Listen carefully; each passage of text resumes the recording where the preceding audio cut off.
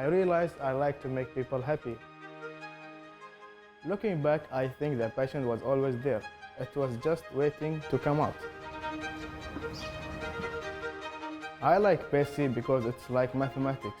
Everything must be exact till the last ingredients. I didn't know that I want to be a chef. Then I discovered Dubai College of Tourism and their Culinary Arts course. So I thought, hey, I like to cook, so why not I give it a try. And now my friends always ask me to cook for them. DCT made me ready to enter the workforce. Now I am at Hilton and I'm really enjoying putting what I learned into action. The support I received from DCT was amazing. Yes, it was tough as a beginning, but Chef Preston reassured me that I have a talent to succeed. And one day I'll open my own restaurant. Who knows, it may go international someday. But for now, I am really enjoying being a chef in Dubai.